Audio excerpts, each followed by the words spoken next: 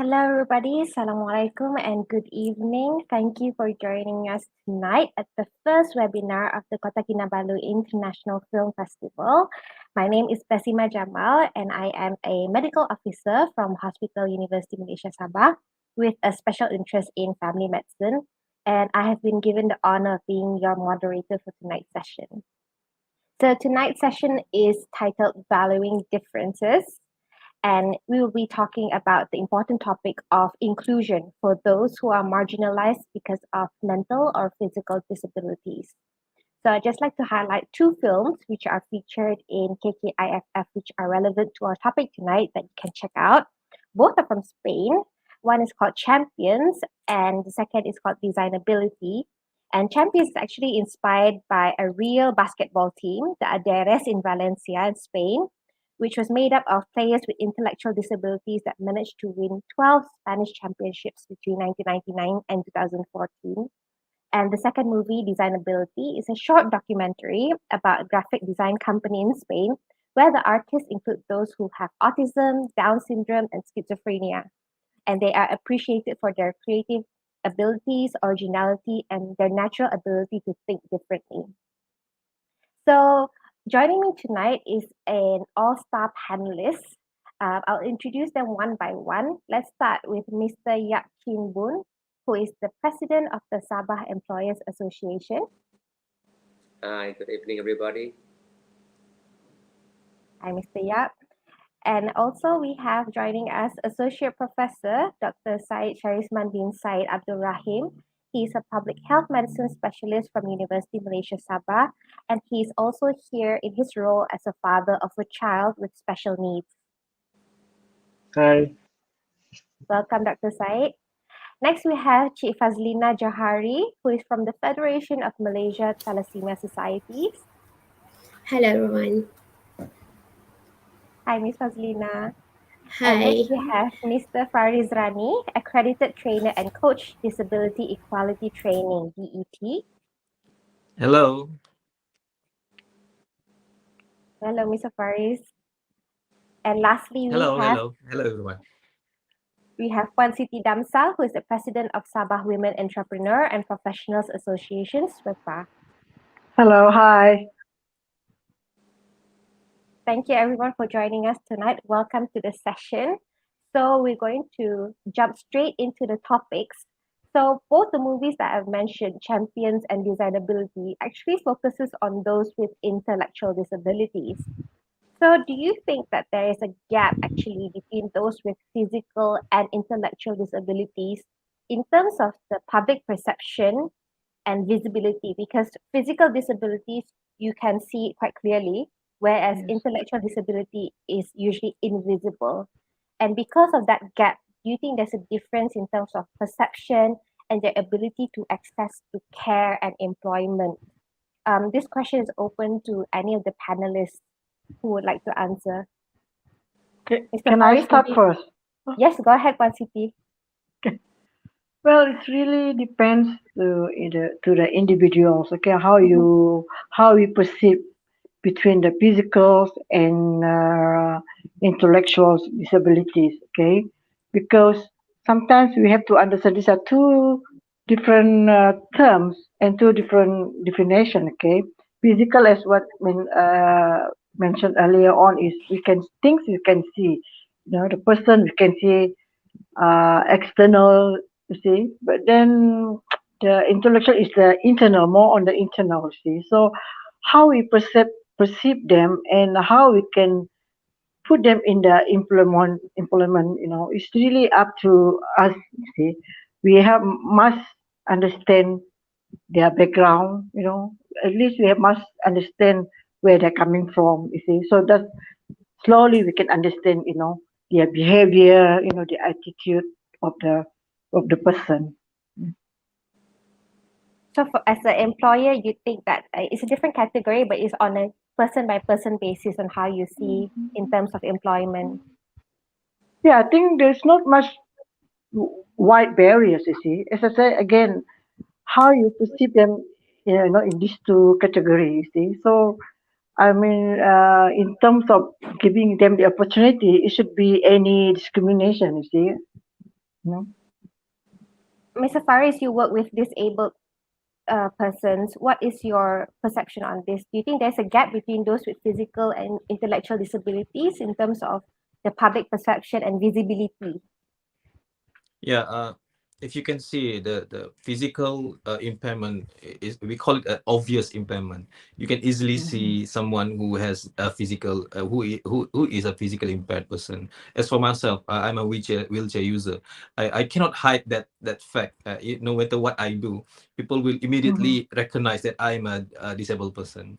But unlike the intellectual disabilities like autistic child or even dyslexic person,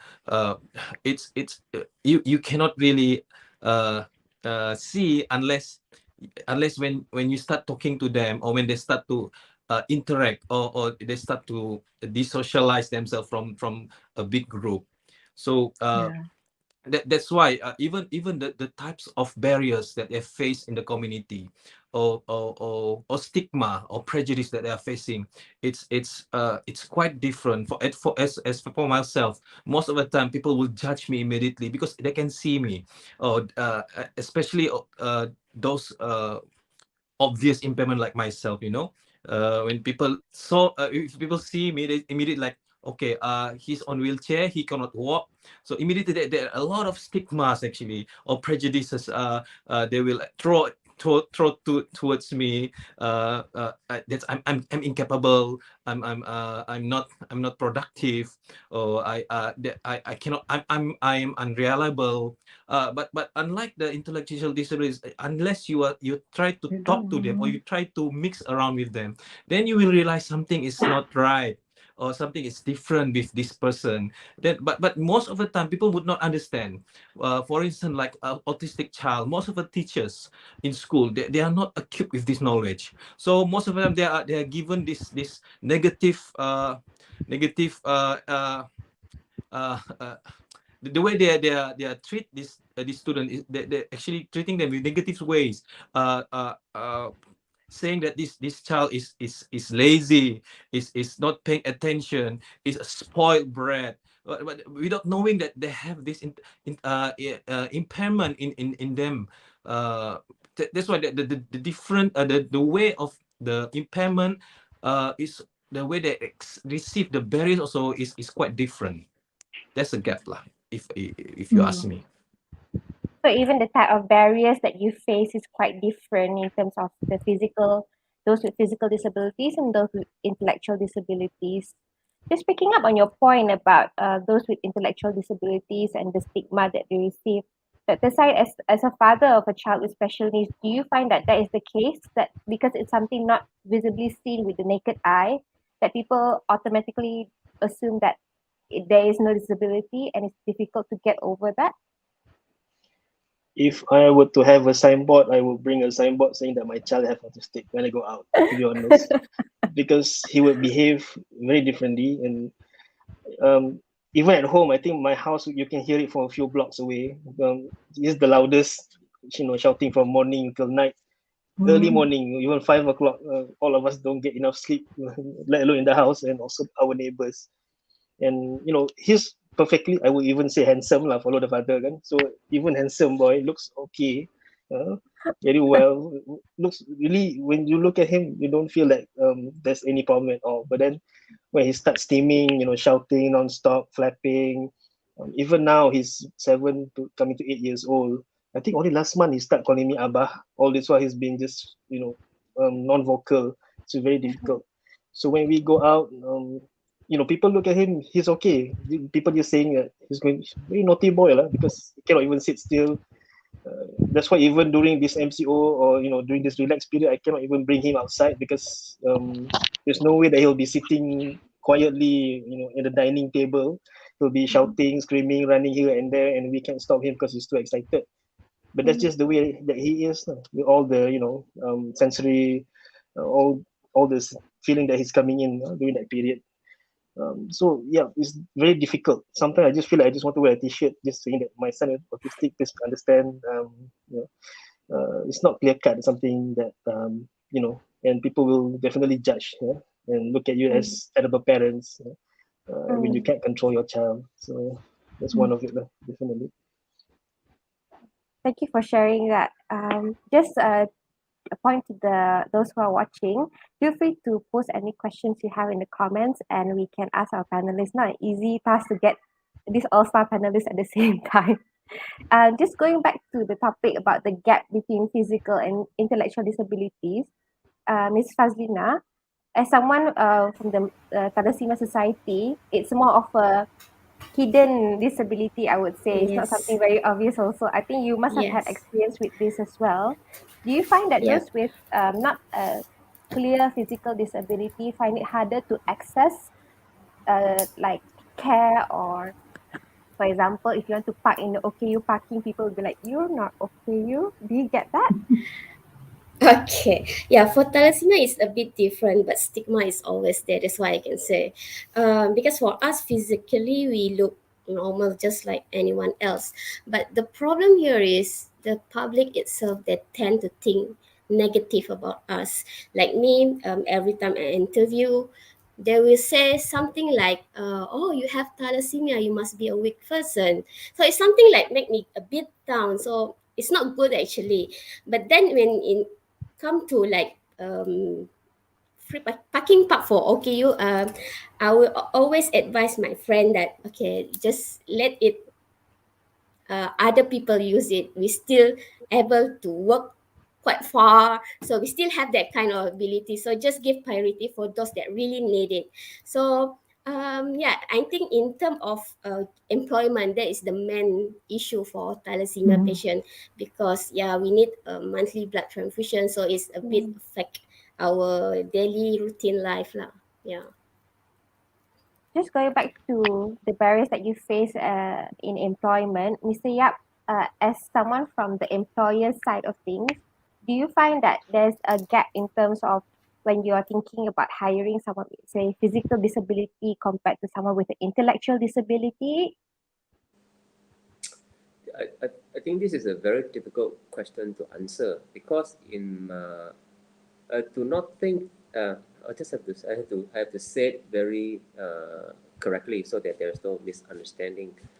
We have to be clear here that all business people are very pragmatic people, right? We do not actually have a set of perception or a prejudgment on anybody, regardless of their background. I think what we are more concerned about is on pragmatic ground, such as if we are going to hire somebody, am I going to get the same kind of productivity return? So there's more the consideration that we all have.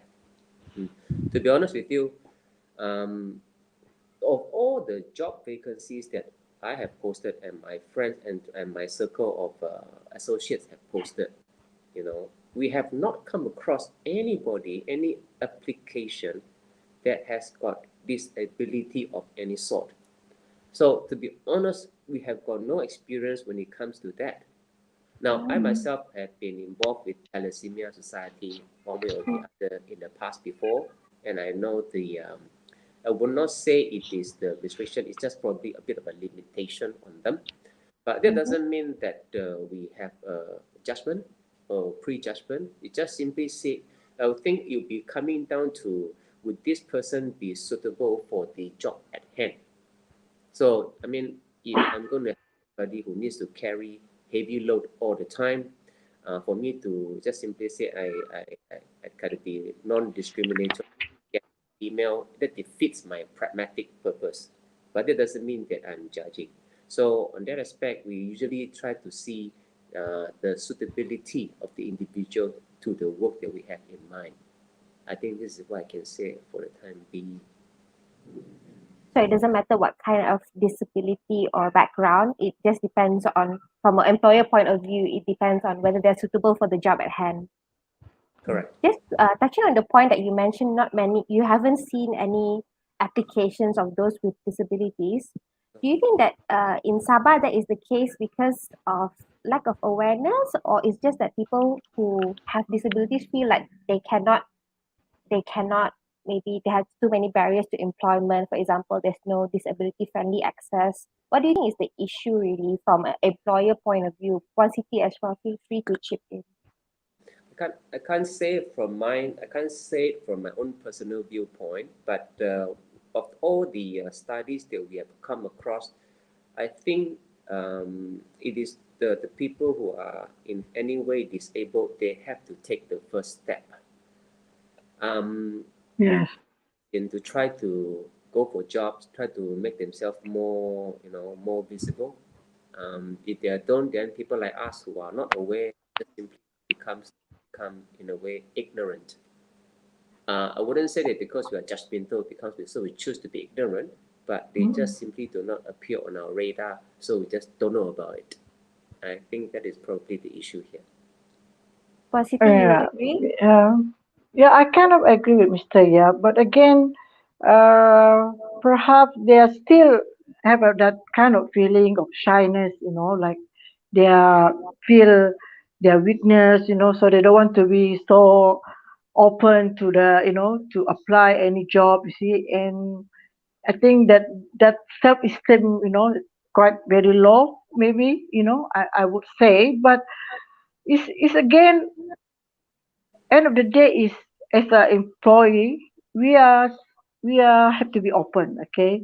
I think we must open up our mind, our mindset, you see, because as Mr. Yap said, we are not judgmental. I mean they are, I didn't say that everyone open on this one, but then again we have to be open our mindset. We have to be learn and understand. I think that's the best thing we need to do.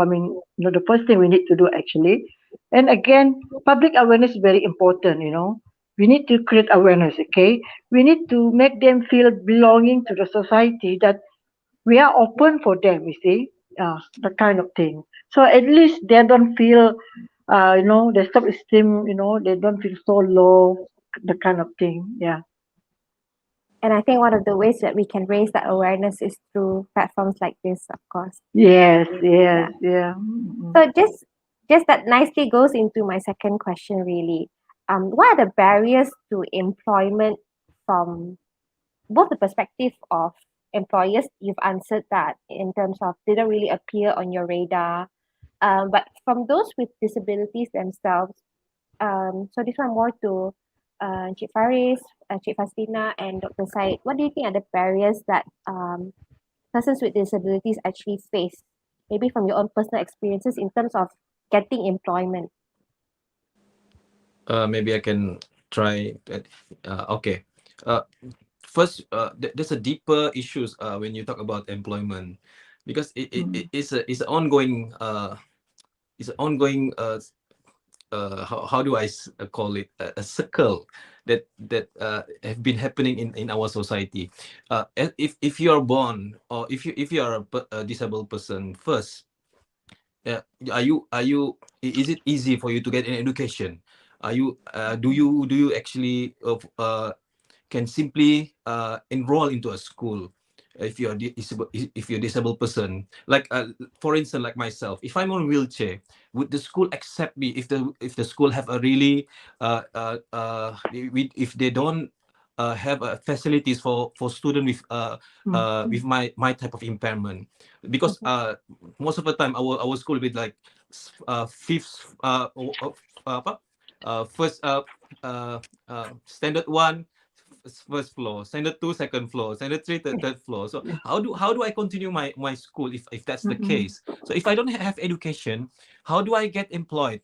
I don't think the employers would take me if I come to the interviews, just say, I'm on OKU, please accept me, please take Mm. me. I don't have education. I don't think that's the case. It's impossible. So we have to first tackle the education issues first for disabled people, and then we can talk about the employment part, because I'm sure a lot of you aware about the 1% quota for for the government space. So until today, after 20 years, the 1% is just 1%, but it's impossible for them to really fill up that 1%, because you cannot go simply walk in the interview in government, say take me, but I don't go to schools. So I don't have education. So see, how do employers really want to accept or employ people with disabilities who are not who doesn't have an education? So that's the problem here. I've been trained. I've been involved in training under Perkeso for those employees registered under Perkeso since 2012. I've been asking the same question with hundreds of employers. I asked, would you accept a disabled person to work at your place? Most of the time, most of the answers would be no, because of the policy. Our policy said we cannot employ OKU. Why? Why we cannot employ disabled person? Because our environment is not accessible for them. We are not ready for them. And then when I asked the second question, what happened if one of the colleague become disabled and they cannot answer that question? Would you just simply fire that person, or you just keep still let them work at your place? So if they still work at your place and on wheelchair, how would you do? How would you accommodate that problem? So they can answer that that question most of the time. So that's what I want to tell about. It's actually it's interconnected with the first question actually about when you asked just now. Yeah, that's all. So it starts from even before employment, right? So from education level, there's already so many barriers that people with disabilities face. And then that brings on to employment as well. So in terms of even the simplest basic thing like access, like disability friendly access is lacking. Schools, in places of work, even simple places like restaurant pun, there's a lot of places that don't have that disability friendly access. Puan Fazlina, in terms of you mentioned your personal experience, like when you were going for interview as well, that when you mentioned that you have thalassemia, that there's a lot of judgment in terms of, or that you need to take a lot of time off. Do you find that that happens most of the time, or have there been exceptions? Yes, that is the most common question when I went for interview. Actually, they will ask about because I usually put my NGO activity, so there's a lot of thalassemia activity. So they will ask, why you have a lot of activity that related with thalassemia? So I will told them that I have a thalassemia. So yeah, it start from there, all the negative thinking, and mostly they will ask, okay, that means you need a lot of sick leave, isn't it? But if you ask me, I really had sick leave, seriously, unless my doctor really forced me to take it, so then I will take it. And from I graduated from Unimas 2005, and it takes 5 years for me to get a job. And yeah, it's very challenging actually. And the only way for us is we just need to prove to them that we can do it. So if compare with what I'm studying last time with what I'm doing now, last time I'm studying in communication study, and now I'm working at Sarawak Art Center as a research officer. It's totally opposite. So I need to prove to them that I can do it even though I have thalassemia. So that's the only way. Just prove to them that you can do it. But actually, there's two type of I think not only thalassemia but other patient or other disabilities. Some is first is they're very open. They will tell everyone during the interview they have thalassemia, and the other one is they will hide it, because I see some of my thalassemia friend, they hide it during interview just because they don't want the employer to know that they have thalassemia. And for me, I will open. I will proud to say that I have thalassemia. So that's conclusion that I said two type of person during the interview: open, and another one is disclosed with what we have. Yeah. I'll get back to that in a minute about whether we should make it, whether it should be compulsory for people to declare the disabilities. But we will go to that topic in a bit. Just touching back on Mr. Faris' point about starting back from education, there's already so many barriers. But Mm. aside your personal experience in terms of your son's education, have you?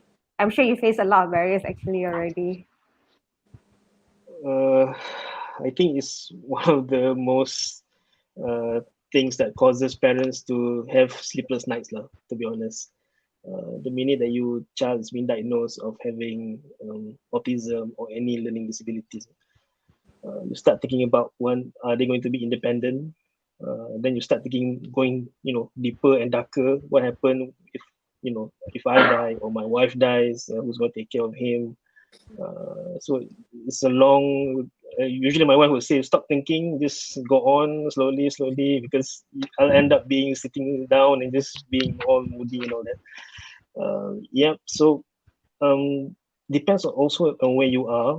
Looking at it, because previously I was in Klang Valley. So Klang Valley, there was quite a lot of early intervention centers compared to like in Sabah.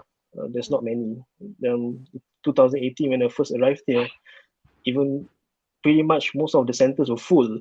I couldn't get any appointments, and while waiting, and I'm in KK, so there were even parents from Tawau actually waiting for appointment as well. So that's how lacking centers are here in Sabah. And if you look at CDC, prevalence coming up in terms of autism. So people are diagnosing more and more and more. But as some of the panels I mentioned, in terms of acceptance, in terms of understanding, is still not there yet. Even in schools, yeah, we do have PPKIs, but I guess the levels depends on your child, I guess. Like for my child, he's currently in standard two, but yeah, still not vocal, not having vocal. So pretty much sometimes when you get down when you're thinking about it, and of course people will say, "Don't worry, your child will have his own sweet time. He'll come there sooner or later." But you always end up thinking about, this is not going to be a pause. Your child is going to grow up someday, sooner or later, and what's going to happen in the future? Is he going to still be staying at home, not being independent? Can he start work? I mean, even now he can't even talk or socialize well. Even sometimes he just he doesn't understand basically, in terms of social skills and all that, social cues and all that. So yeah, as I said earlier on, sleepless nights lah, basically. Not triggered again. I'm so sorry we're like bringing up all the bad experiences. So there's a lot of barriers in terms of even just accessing, depending on where you are geographically, and then I'm sure there's a lot of financial barriers as well. These intervention Yes. centers are not cheap. You have to pay for speech therapy.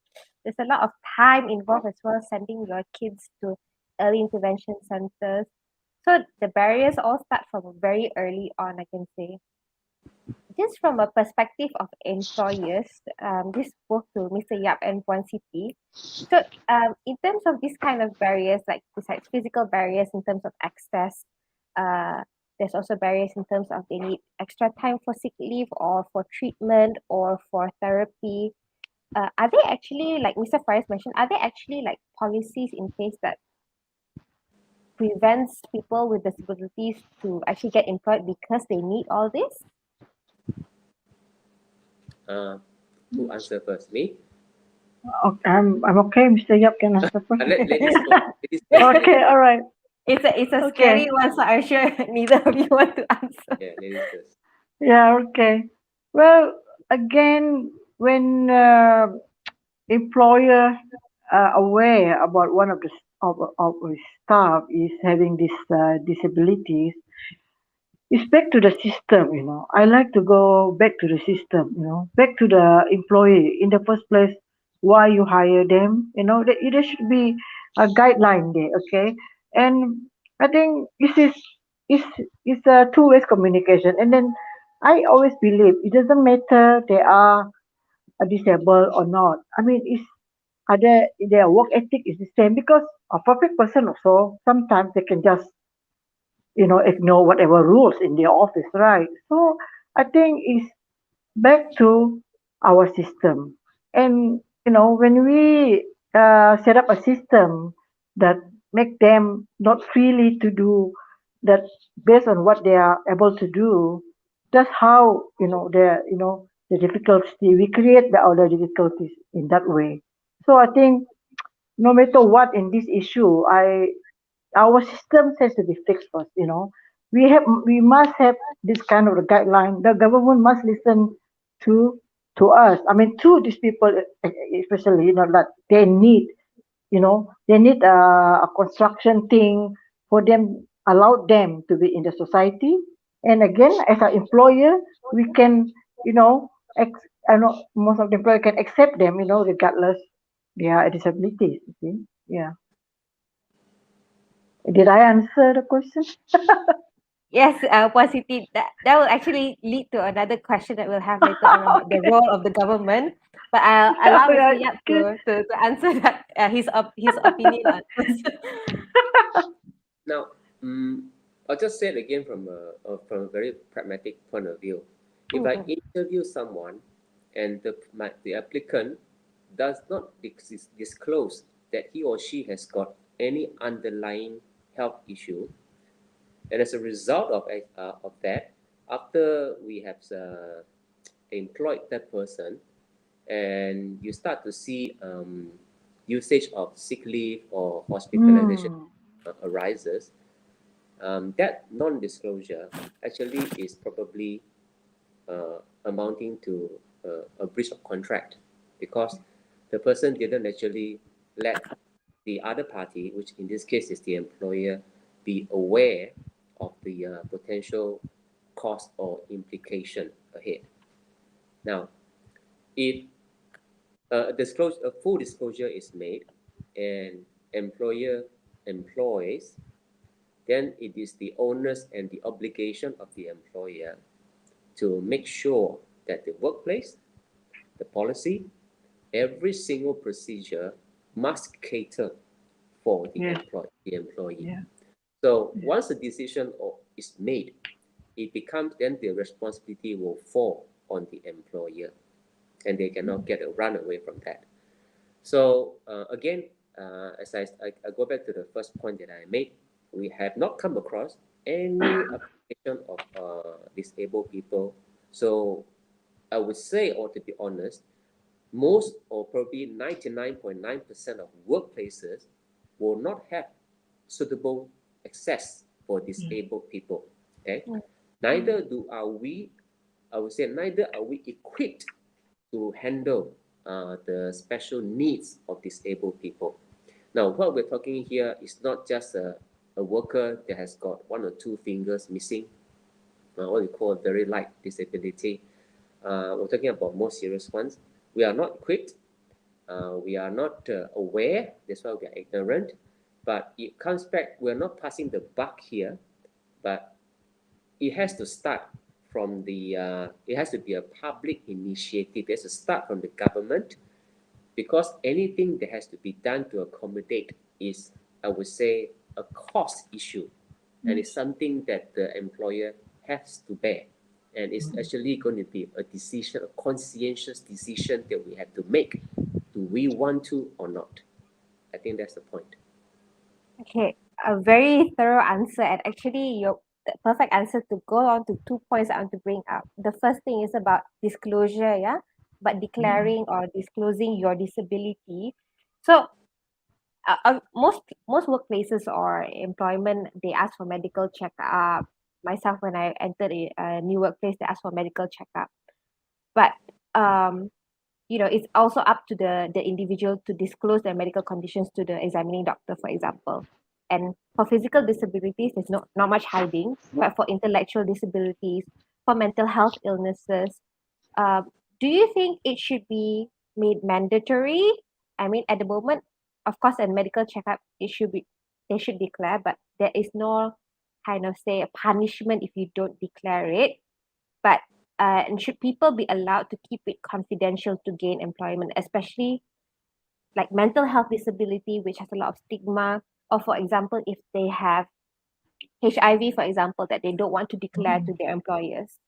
So these are the common situation, because obviously they deal with a lot of stigma, and they might worry that disclosing it will affect their chances of employment. Okay, let me clarify this one. I have to make it very clear. The disclosure part is only pertains to the performance of work, in the workplace. The example that you just used, which is HIV. Mm. HIV has got no relevance, nor has got any impact whatsoever on the performance part, I would say so, right? What we're talking about, the disclosure, only pertains to the performance of the work for which they are being employed, right? So I have to be very, very clear. Now, we cannot stipulate or make mandatory certain tests or whatever. We cannot. That will be amounting to discrimination. Mhm. But you have to understand that there are certain tools that the employers can use, because normally when a person starts work, there's a probationary period. Sooner or later, it's going to be found out. And if it is found out, the employer actually has a solid ground to just simply dismiss the employee. So it's better to be upfront about it, and then let the employer make the decision. See, because only the employer will know if the person is suitable for the job at hand or not, right? This applies to an able-bodied person anyway, right? But our association strictly forbids all our members, whenever they look for new employees, to impose any conditions that can be construed as discrimination, and we strictly forbid that. We say that everybody must be given a fair chance to apply for the job, and it's during the interview session period, whatever, that the employer will make assessment on the suitability, but that assessment cannot be on the ground of on any discrimination. That's what we say expressly. We cannot. We say otherwise, it's not fair, right? So my whole point is that it's better to disclose first, because if not, then when it's found out, then the employer will simply use the probationary clause and then simply ask you to go home, which actually will not be that nice anyway. And if you disclose it and the employer thinks that you are up for the job, then everything will be smooth sailing after that.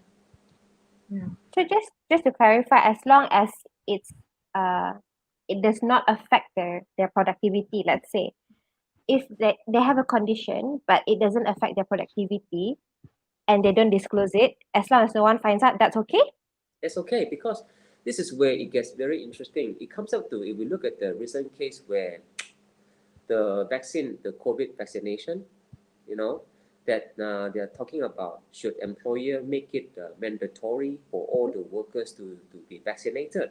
And then all of a sudden there is this argument that pops up. It says that we all have our personal right of privacy.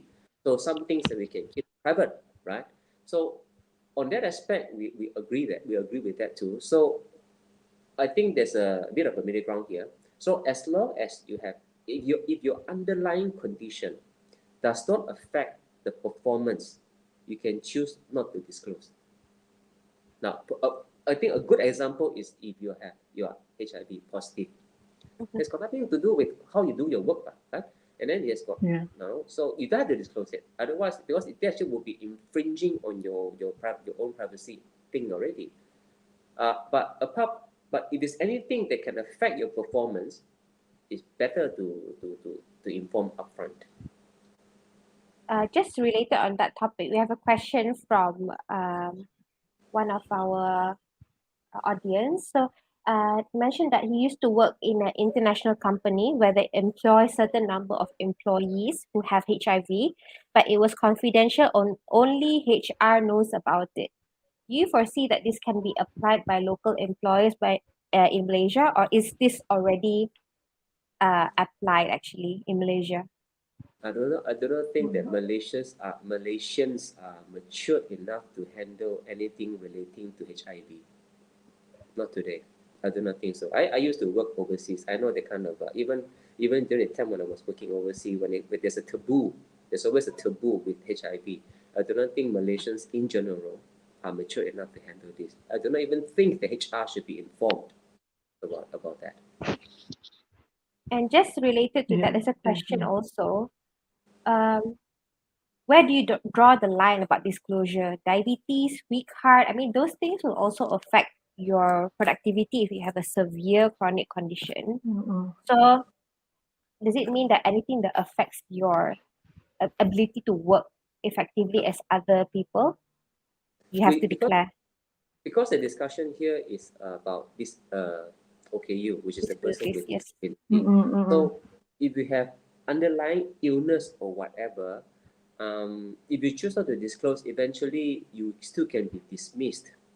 You know, you still can be dismissed because if you take too many hospitalization leave, whatever, the employer will just simply say that, oh, I will terminate you properly and I let you go. I don't think it comes into the discussion that we have today. I think the discussion that we have is if a person has got a disability, then I would suggest that you explain a bit, come clean a bit, and let the employer decide whether or not you are suitable for the job or not.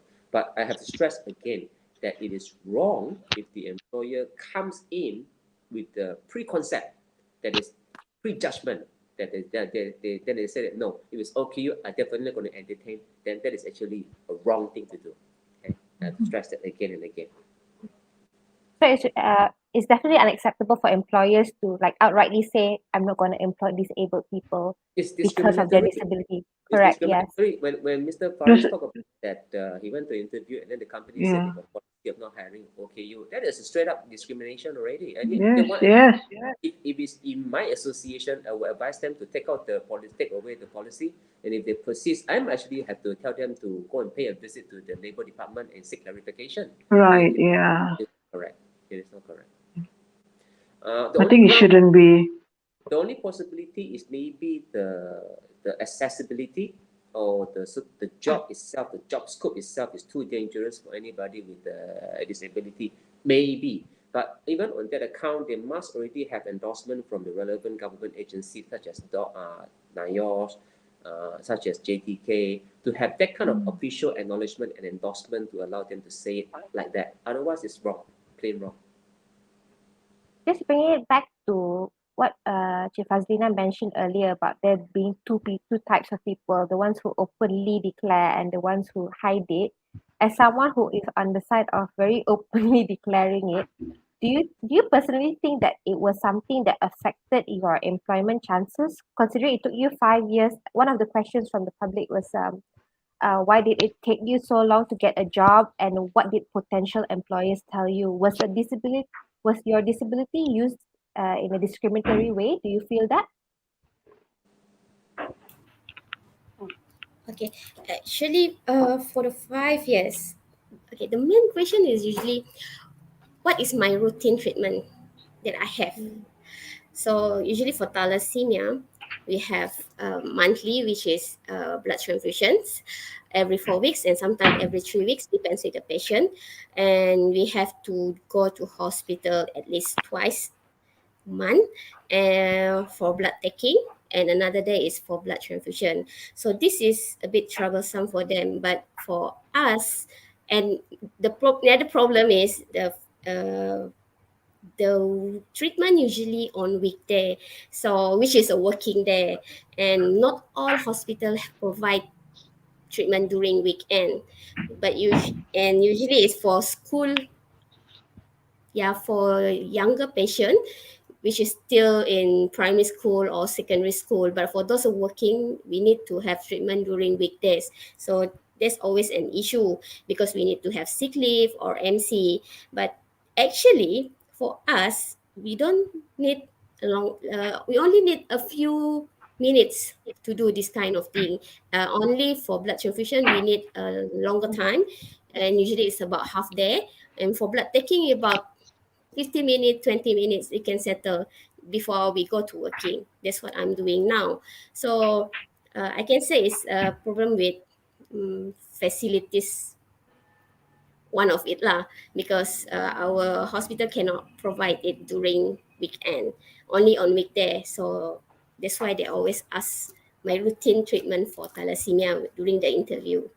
And that's why it takes a long time, about 5 years, until I got my Actually, during the 5 years, I did a lot of things. I do catering with my friend who is also a thalassemia, and I got a job from Telecom Malaysia, but only about 6 months, and then I got offer from KKM, and now working with not KKM, it's under CRC. So it's a bit easier lah since I working in a hospital, but it's still a bit difficult because it's different hospital. So I need to travel from one hospital to another hospital. So it still take a time. Yeah. Do you feel that the reason why it took you so long to gain employment was because of you having thalassemia? It can be one way because most of the job interview that I went is actually a government interview. So I think the possibility is a bit low. So maybe they're looking for someone that more fit than me.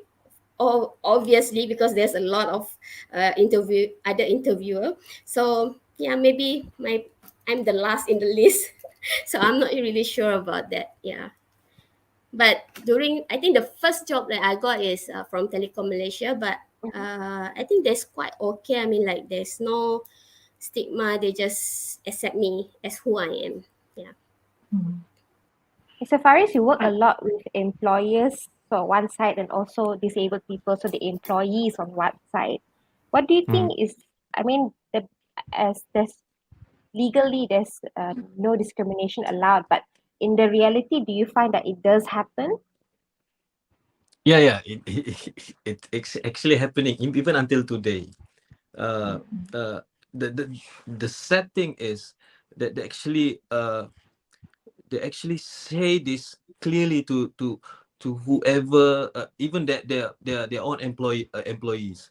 For instance, that employee is working there for many years. Okay, suddenly had an accident and become paralyzed. Okay, so most of the time the answer that they will get is we will willing to get to give you that job once again, uh, as long as you can cure yourself, you can walk again or you can see again. So that's happening until today. Can you imagine if that person is just about to apply a job there? Okay, because as an employer, I understand. I myself, I have my own business. I am an employer also, but we have to think about the company and how we run the how do we run the company. So there's a lot of things in our hands, you know. Take this example. When COVID, when pandemics struck us in 2019, a lot of people uh, uh, get fired, or unemployment rose really high. Can you imagine if you have 10 employees under you, 5 of them is disabled person, 5 of them is non-disabled, okay, and you have to actually sack at least 5%. Who would you sack first? To be honest, in that condition, you need, it's a survival mode, you know. Obviously, if I myself, I will sack the disabled employees. Why? Because if at least if I keep the non-disabled one, they can still take up the job that uh, used to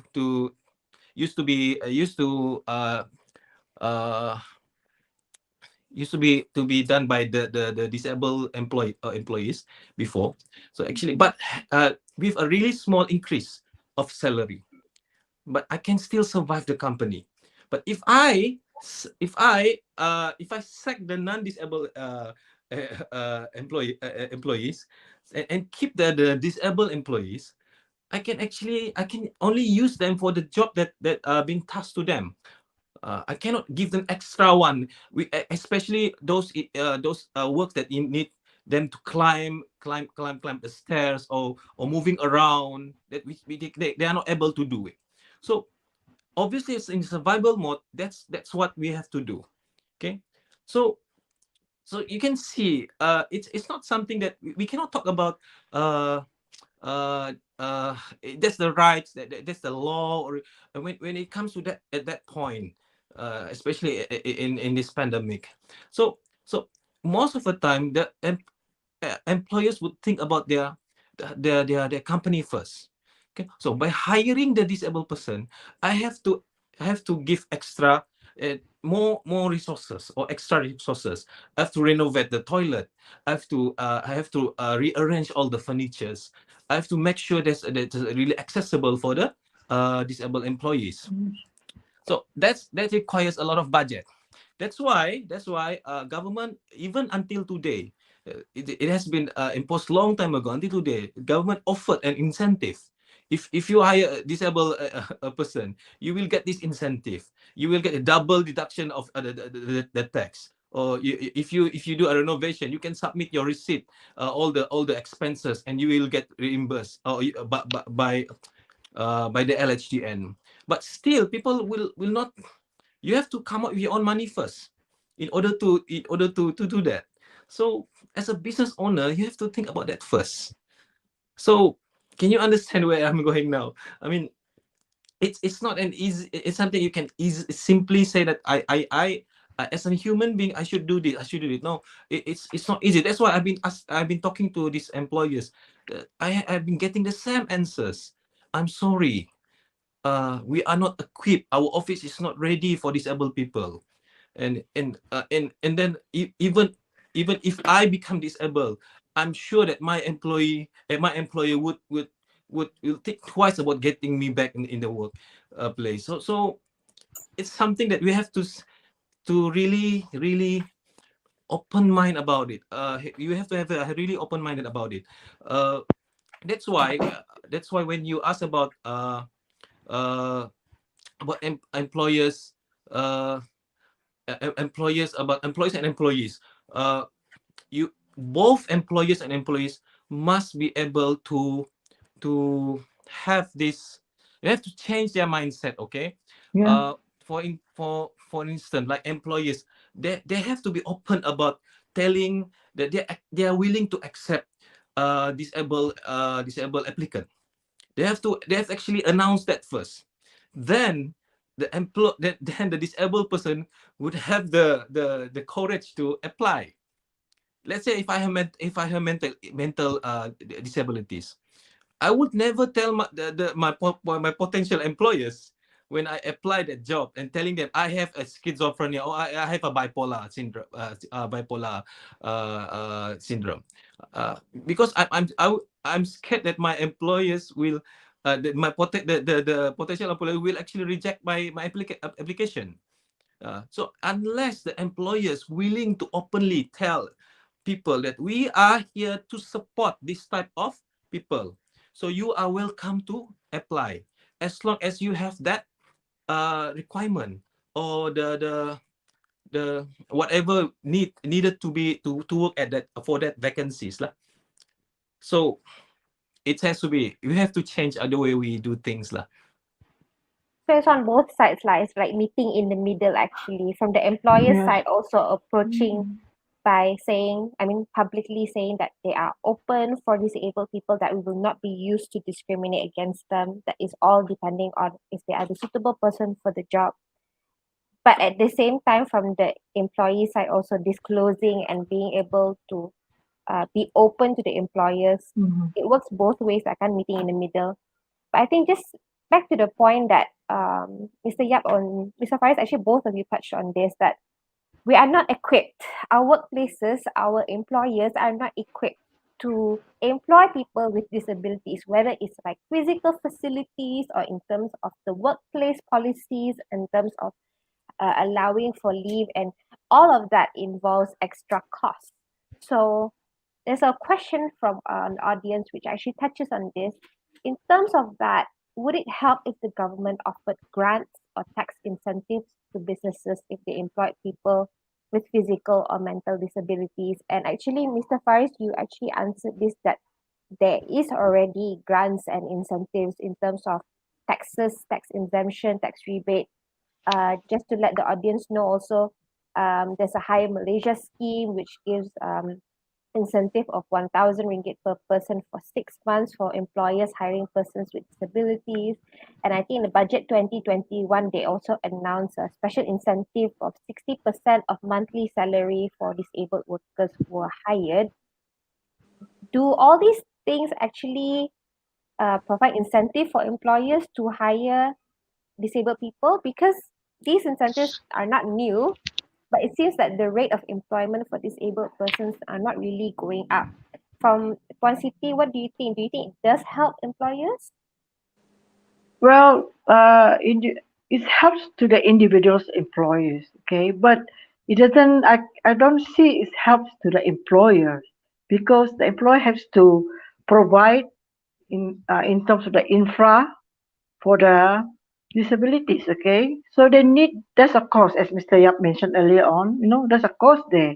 So I think government should looking at that. You see, how many percent this company A hire disabilities, okay, and what this company A needed for the infra, because logistic wise does need to be improved for the employee, for their, whether in the office, has to be disability friendly, okay. So that's a cost to the employer. So I must say this: the government must see this issue. This must fix this issue. Because whatever incentive they already provided now is more to the individual's disability, person. Okay, so it might help them. I mean, it does help them probably, but when come to the employer, there are a lot of infra, a lot of logistic thing need to be set up to build. You see, so government must see this issue, and help in that manner.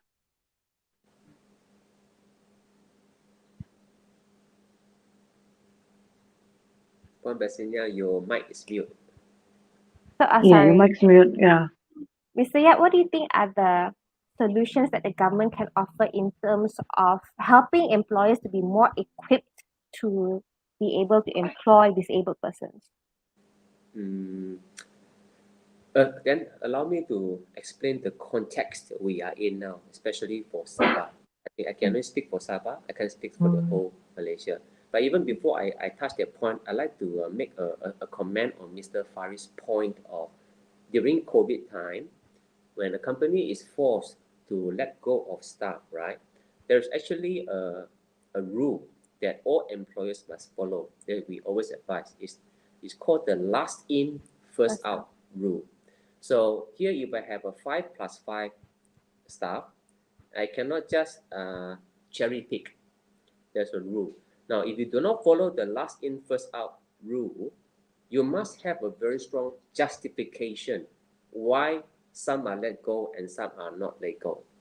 If it's only going to be a cost point of view, you are going to be hassled a lot by all the government agencies later. Now, our association has handled many of these cases for the last 2 years, and we always tell our members, stick with the last in, first out rule first. Number one, number two, be very clear of your reason why you want to let this particular staff go. It has to be a very strong reason. If it's not strong enough, it will come and bite your ass. Sorry, pardon my French. It's going to come and bite you later, and it's going to be very hard to pay. So let me get it out of the way. So otherwise, I think it might paint a very bad picture of the employers here in the state. Okay. Now, allow me to explain the context here. We are the second poorest state in the country. Okay. We have about 50,000 businesses that are ongoing at the moment in the state. And out of these 50,000 numbers of so-called businesses, 75% of us employ less than 5 staff. Let me get this number clear, right? We are not like West Malaysia, where you have companies that can hire 50, hundreds, even to 1,000. 75% of Sabah businesses employ less than 5. Now, once we understand this context, then we understand the current situation that we are at. Since 2 years ago, even before COVID hit the state of Sabah, we are seeing on average 10% of businesses closing down because there's simply not enough business. Now, when you have COVID hit, the number is going to be even worse. So if we're talking about how much can the government help to allow employers to hire people with disability, I think it's something what we call jumping the gun a bit already, like putting the cart before the horse. Because the government now has to sort out the current issue, the burning issue is how do you stop businesses from not closing up, and how are you going to address the more than 270,000 degree holders, able-bodied degree holders who are sitting at home without a job. And on top of that, 100,000 able-bodied Sabahan who has got no job. So solve that problem, then we can talk about, can the government come up with any scheme to allow employers to have infra, to be equipped to hire the disabled person? Because like I keep on saying, at the end of the day, we are all pragmatic people. We go into business just trying to make some money, earn a living.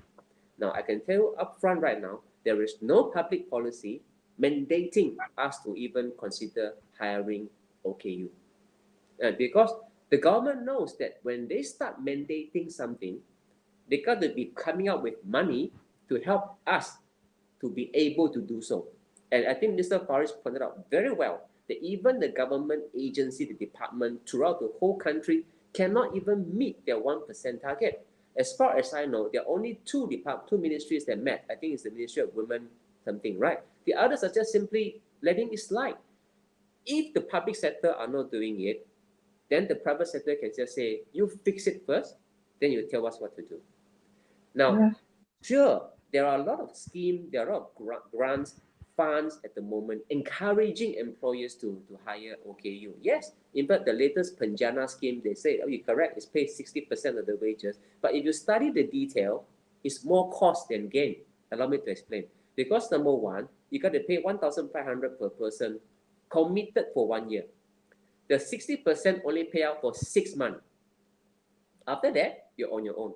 Now, this 1,500, by the way, is higher than the 1,100 minimum wage in certain parts of Sabah. So the employer, when they see, they say, well, it's got nothing to do with me.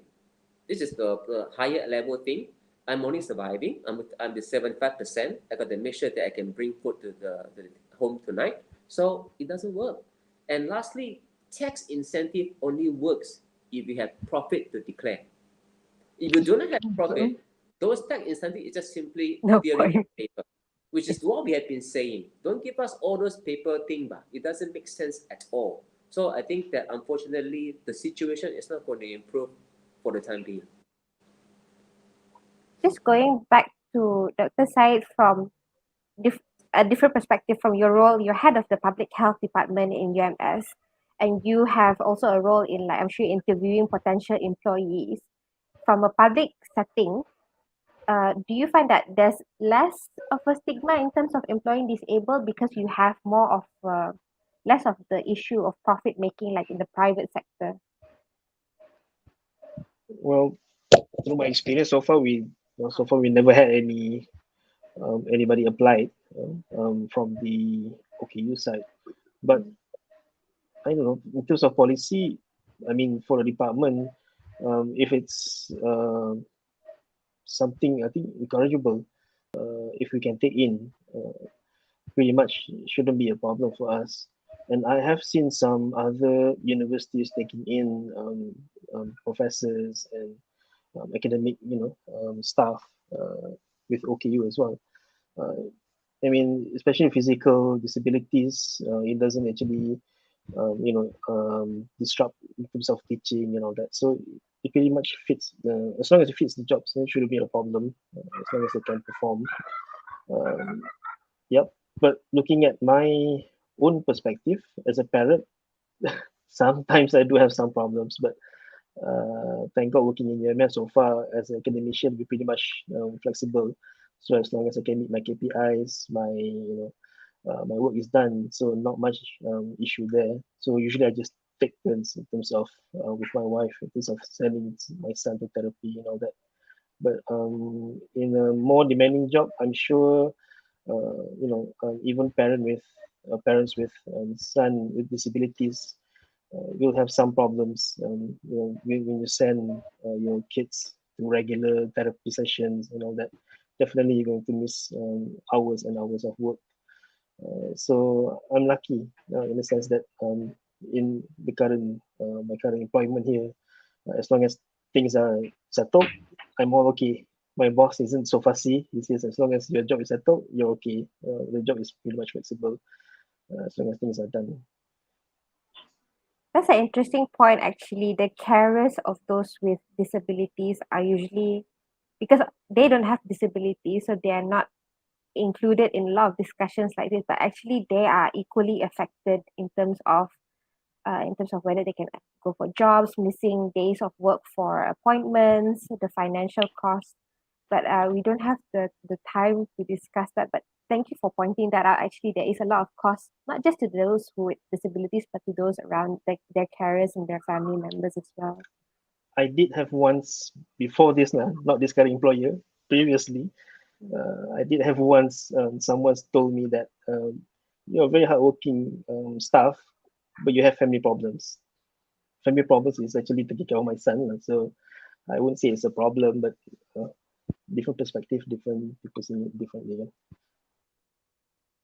Yeah. Just we have a question and a comment from our audience.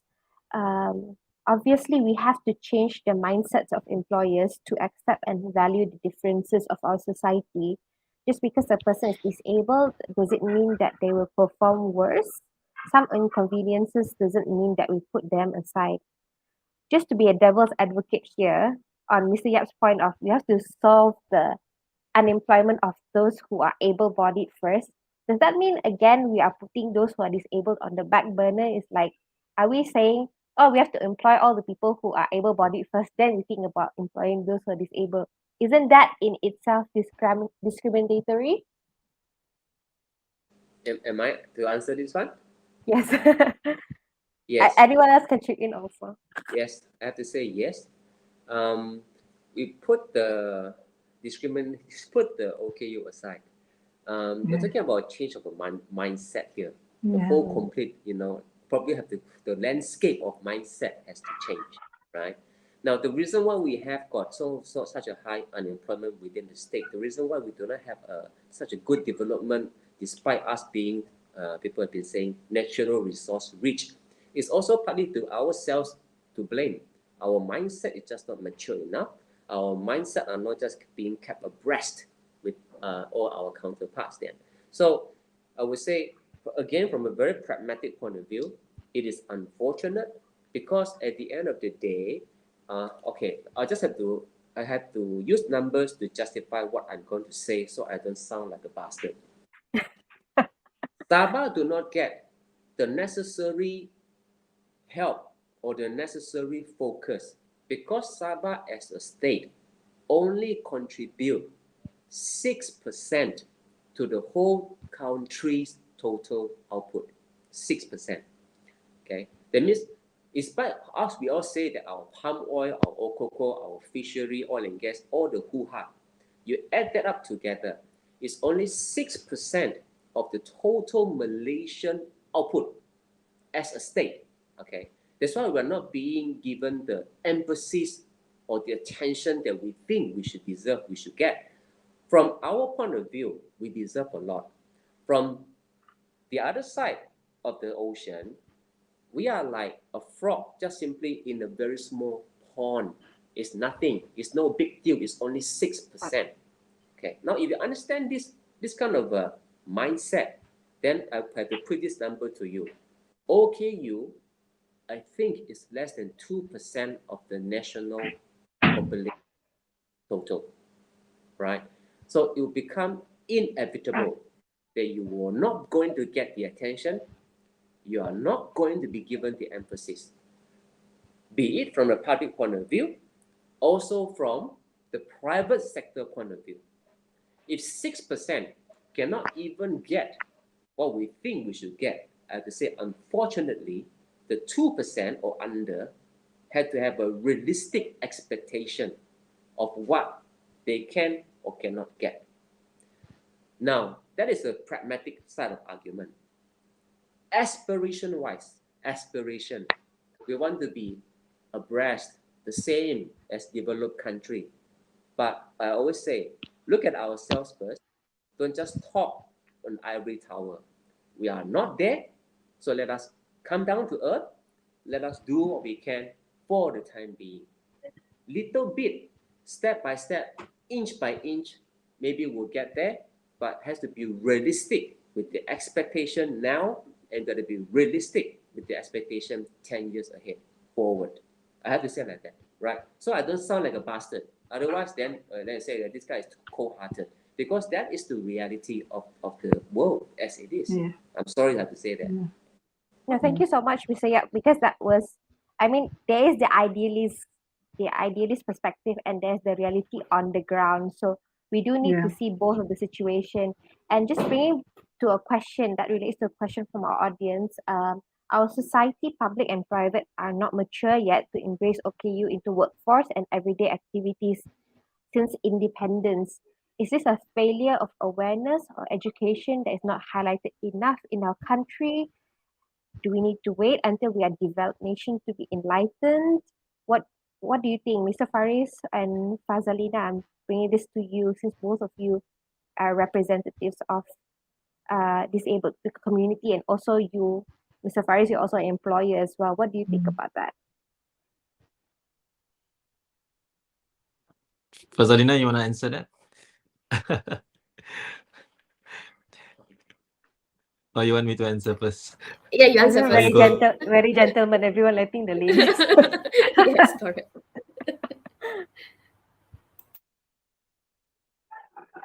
Or did you mute your mic? No, Okay, I asked you to answer first. okay. Obviously, it has to start from the education. Okay, without education, no one would employ you. You cannot simply just even myself. I had my accident while I was doing my first year degree. So meaning I don't have degree. So the only thing I have is my SPM, because after SPM I enrolled into matriculation. So after matriculation, I went into my first year degree. So I had my accident there, so I cannot use my matriculation as a document to apply a job. It has to be SPM. So when I applied my first job as a disabled person, the salary was 500 ringgit per month. It's a simple job. I just pick up a phone, say hello, and pass the phone, and also do a photocopy documents every day. So that's what I did for 500 ringgit per month. So after many years later that I involved in a lot of disable uh, disabilities programs. Even myself, I got myself after 7 years. I got myself accredited master trainer for Asia, America Latin, and Africa in disability development program. So, but even that certificate is not. I cannot use that to employ to actually apply a job in Malaysia. It's not valid to any. Even my SPM is much valuable than that certificate itself. So what happened to those who are born with impairment? They don't even get a chance to go to school. So how? So the question is it because the awareness? Uh, uh, the question was like it's not the public and private are not mature yet to embrace the workforce every day. Yes, but how do you accept? How do you force the employers to accept the disabled people if they don't have education? So again, I've been repeating myself like a broken CDs actually. We keep saying that even if I have education, okay, even if I have education, if I try to get a job, even if someone is really kind-hearted to accept me to work, how do I go to work without a public transportation accessible for me? You cannot expect me to have a car at the first day of my work. At least I have to work 3 months to apply, to have a three months salary slip to apply a car, to buy a car. So I need a transportation to go to work. Even our public transportation is not equipped with for disabled people like me, like myself.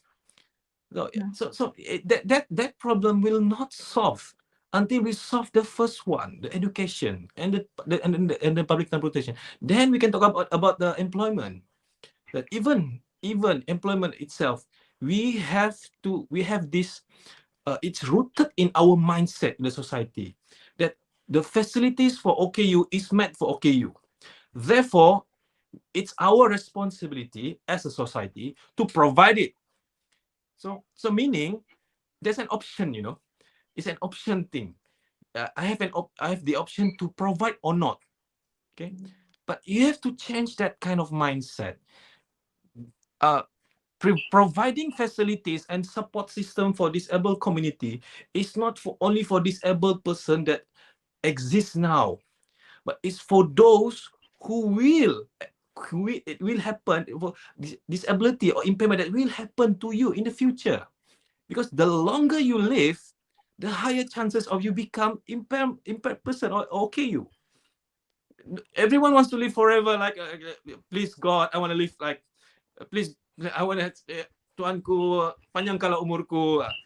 But you don't realize when you ask for a long live life, sooner or later you will suddenly sakit gout, and you have the arthritis. Suddenly your eyesight become really slowly. You cannot see things. Slowly you cannot hear things. Slowly you are becoming a disabled person. If you are not born with this with impairment, you might get impairment through accident, like myself. Okay, if you're really careful enough, and you don't get yourself into accident, you still have the potential to have disease, a chronic disease like diabetes or meningitis, and that will result to be impaired person.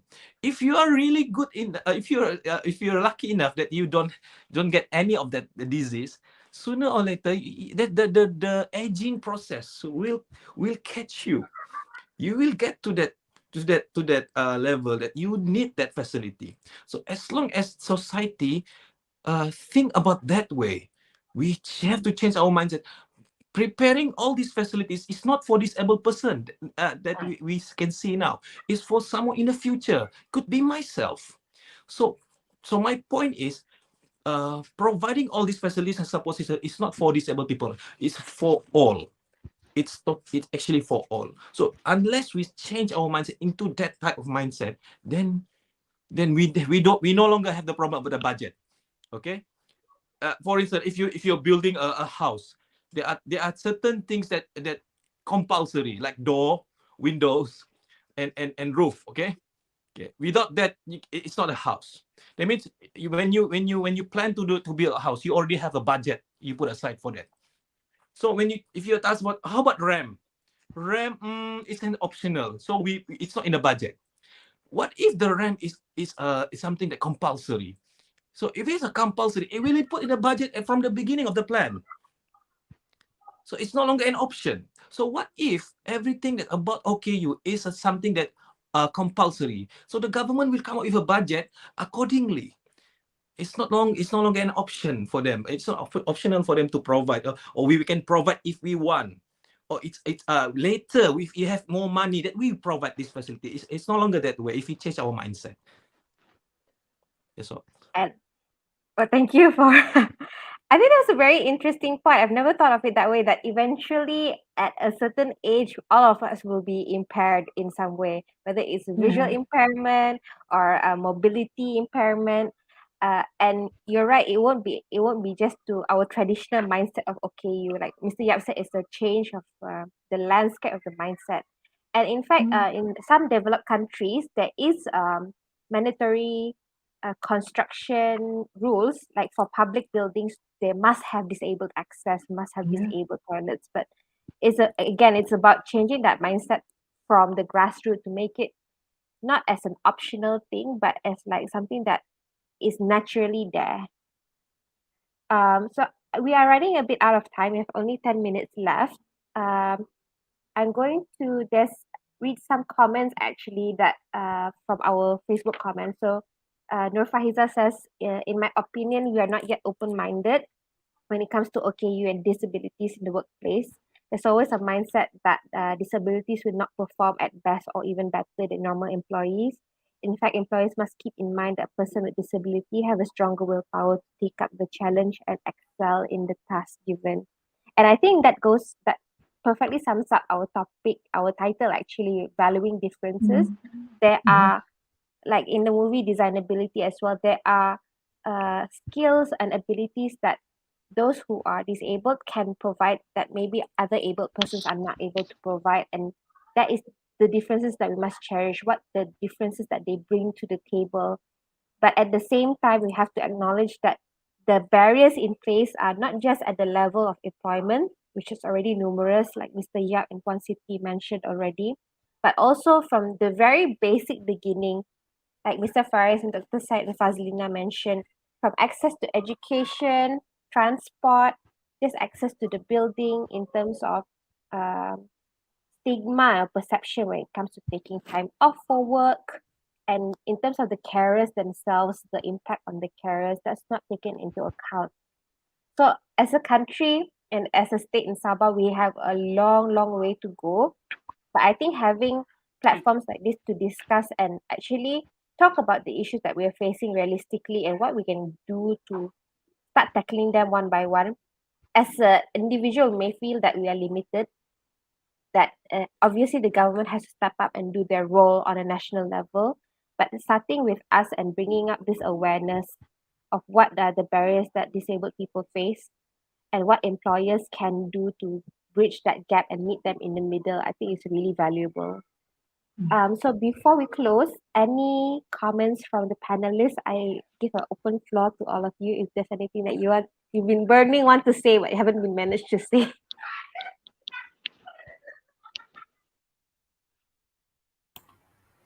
Okay, I say first. Okay. I'm talking about public awareness actually, which is really, really important. Compared with before, thalassemia, not all people know about thalassemia, but now it's improved a lot, but still not enough. I still, there's a few people, no, it's not a few, I think a lot of people still don't know, and they're still confused thalassemia with leukemia, with anemia, or with other mia. Then they're always like, oh, thalassemia, oh, yang darah putih makan darah merah. That is the common question from them. It's totally different. So I need to explain to them, and it's sure that public awareness is not still not good. And then in terms of education, we can compare last time. During my time, there's no word thalassemia in our syllabus, but now, yes, we can find it in our syllabus for the new generation, so they know a lot of thalassemia. And even the KKM, they have thalassemia screening for all Form 4 students, which is compulsory, so that they know they are carrier or not. So which is very good to create awareness and to detect any thalassemia carrier among our Malaysian. And then, but it's still not enough also, because as we can see, thalassemia number still increase, especially in Sabah. If you notice, in Malaysia, Sabah have the highest number of thalassemia, which is about 8,000. And if compared to us in Sarawak, because I'm from Sarawak, we only have about 200, which is very huge difference between these two states, even though we just neighbor. So it's something about awareness that we need to improve a lot in this issue. And then another thing is that for us as a thalassemia, we never think that we are disabled person. We always put in our mind that we are people that need a special need, just like other health issue like diabetes, like cancer. Yeah, we're not totally disabled. Yeah. Thank you. Thank you, Chief Azlina. Actually, we have someone in the audience who also mentioned that just to clarify that thalassemics are not disabled but live with a medical condition like diabetes, hypertension. And yeah, she also quoted the fact that Sabah has the highest number of thalassemics per state. Okay. Any other panelists who would like to have leave your final comments? Well, can I add? I Yes, think go ahead, overall, Pasiti. yeah, overall is your mindset. That's it. Change our mindset, change our perception, and work hard to make it public aware as what mentioned earlier on. Yeah, it's all about mindset actually. Okay, so I think any other panelists would like to add on? Faris, Mr. Yap, Dr. Said? All out of words already. For me, specifically on autism, lah, seeing the difference in in West Malaysia and East Malaysia is Mm, definitely there's a lot of difference. But same West Yeah, Malaysia, maybe not very specific. Like I think Klang Valley has the most focus centers. A lot of things can be done there. Like. Having said that, of course, all comes with a lot of cost as well. Would like to reveal. I think my wife also knows that we spend a lot of our life savings on trying to get early intervention for our children. So yep, feels still feels like it's going to be a long way to go. Not only for us, but for I just imagine some poor people in Sabah and how they're going to get treatment and so on. Definitely, it's not going to be easy for them. Even for us, we find it's very much of a struggle. So I don't know about other families. I think it's going to be so much worse now, I guess. yeah, and even from there, just a barrier to access help. If you don't have the awareness about it, you don't know where to yeah, seek help, or you don't have the financial means to access it from the beginning already, your chances of getting employment is very slim. So it's a lot of unpacking actually in terms of the issues. Um, any last words, Mr. Yap and Faris, before we close the session? Mr. Faris, you Yap. want to go first? I can only say that it's not going to be rosy ahead. Mm, Things are not going to improve tremendously ahead. We got a lot of issues that we have to tackle, and from where I'm standing, I think that not just disability, but we all a lot of issues are being put on the back burner. mm. So once we realize that, we just have to have the mindset to tough it out.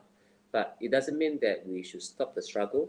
In fact, the mm, struggle now is to make sure that the awareness is just going to be put out more in the open, and then when more people know about it, then you can active effort to improve things. But it's just going to be tough, I think. Um, we would like to help, but we just have to be pragmatic. That's all. But I think that panels like this, forums like this, got to be held more often, just to solve the awareness part, to change the whole mm. landscape of the mindset before we able to see any, I would say, concrete benefit ahead. It's pretty bleak though, but I think that's the reality of it. I think with the pandemic going on, just everything just went like 200 times worse in the wrong direction. So yeah, it's going to be an Yeah. uphill struggle, but like you said, it's a struggle, but we have to keep going. Otherwise, nothing will ever change. Agree. Um, Mr. Faris, last words. Okay, just wanna say this lah. Many years ago, someone employed me, regardless my condition.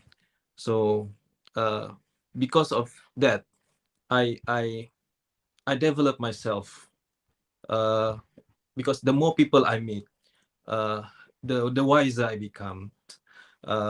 So what happened that slowly after I work with after experience in working, I eventually set up my own company.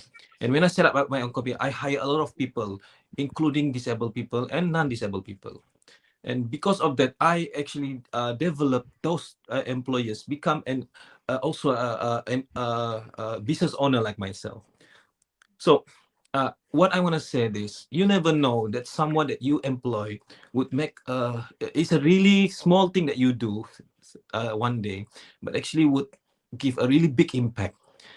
Due to that, because that person hired me, because of him, I managed to help a lot of people. Can you imagine if I'm still at home, sitting at home watching television, doing nothing, feel sorry for myself because nobody wants to hire me? So for me, it's a waste of talent for someone that you never know someone that person that can change the world, or can change the state or the country or the place that he is in. So it's a waste of talent if you if you denied someone to have education, you'll never know, someday you become like Professor Madya, Dr. Charizman, maybe someday, or maybe a medical doctor, because of someone offer that person a job or an education. You never know. So do not waste that talent. We should allow that talent to flourish or to develop by giving them a chance. That's all. I think that's the perfect comment to wrap up our Yeah. session today. So just one small action can have ripple effects, not just to that person, but to entire communities. And by valuing the differences all of us bring to the table, including disabled persons, we can make a better society, hopefully. Okay, thank you so much to all the panelists for your time. It's been a very fruitful discussion. I think I learned a lot, and I'm sure the audience has learned a lot as well. Thank you for everyone in the audience who participated, who posted questions, posted comments. Thank you so much for joining us. That's all the time we have for tonight. Hope you enjoy the rest of the KK International Film Festivals, and don't forget to watch the films Champions and also Designability. Thank you, everyone. Good night. Thank you very much. Good night, all. Thank you, everyone. Good night. Bye Good night. bye. Good night. Nice Good session. night. Bye. Thank you. Thank you. Thank you. All well done.